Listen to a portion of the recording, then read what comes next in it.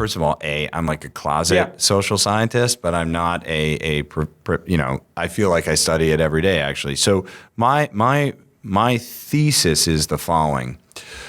The flagged people generally form codependent relationships to survive in the world today, right? Because they have some sort of issue, whatever it is. It's clearly they're fine. They eat, they live, but they have a personality issue. Yes, maybe. There are different severities as well.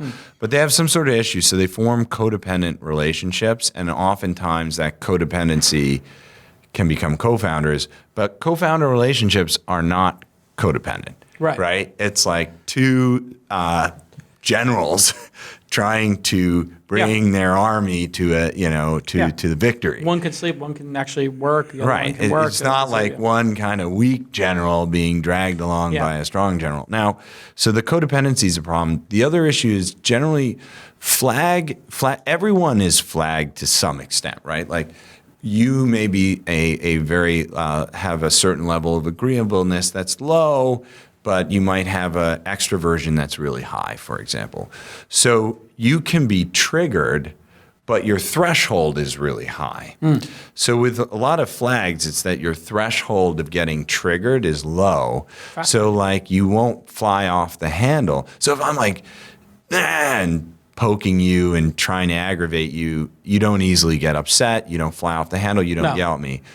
When someone's flagged, their thresholds are lower. Got it. So they can be knocked off. And so you'll see one of the other things we've seen is like drug abuse by flag founders. Alcoholism. You've heard the stories, right? Yeah. The stress, they start drinking. We've seen suicides even. There's a group of people, sadly, and you know what? We've had two people on the program, Jody from EcoMom and Austin Hines from Cambrian, and they both committed suicide. We don't know exactly what the details are, but I can tell you in both of those individuals, having spent time with each one, there was a certain mania to each one of them where they were manically passionate about what they did. And it feels in hindsight, and again, I don't want to psychoanalyze anybody without being a psychoanalyst, it does seem to me that sometimes I see people who have an enthusiasm level that reaches mania that is correlated with them disappearing or maybe hitting lower lows in addition to those higher highs.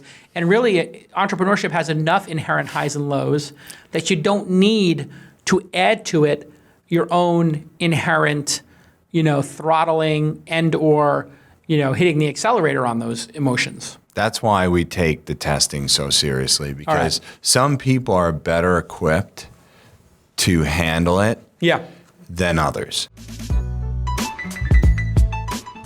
Hey, everybody, we've got a great new partner on This Week in Startups, and I'm really excited about it because it's a product that we're using here at This Week in Startups and launch, and it's called Design Crowd. You can go ahead and check it out at designcrowd.com and on Twitter at DesignCrowd. What is it? It is the best way to make a logo, a graphics, or web design for your business. It's an online marketplace where you can outsource or crowdsource, as you know, custom designs, and they have over 500,000 designers there around the world. Here's how it works. Very simple. You post a brief. What is a brief? It's basically like your spec. I'm looking for a logo for This Week in Startups. It's a podcast with a bombastic, aggressive, Brooklyn-born bulldog of a host, Jason Calacanis, but it's about technology and finance. And then you get feedback from 50 to 100 designers, sometimes even more. And then you give them feedback. So you look at the 50 or 100 designers' work and you say, you know what? These three speak to me. I like the bulldog logo. We used to have a bulldog logo in This Week in Startups. Yeah, let's play off the bulldog. And then I like this other person who's doing the skyline of New York and the skyline of San Francisco. Oh, that tells the story of Jason going from New York to San Francisco. Great. You give them that feedback. It motivates the designers. They give you more. And then you select the best one and you approve payment to that designer. It's a money-back guarantee. There are designers all over the world who love working on this type of platform, and their clients include the Harvard Business School, Forum for Innovation and Growth, Virgin, HTC, Absolute Vodka, Amnesty International, which was my first job out of school. I worked at Amnesty International as a microcomputer specialist, and 100,000 plus small businesses and entrepreneurs. Visit designcrowd.com/twist, and they will give you up to $100 on your next design project.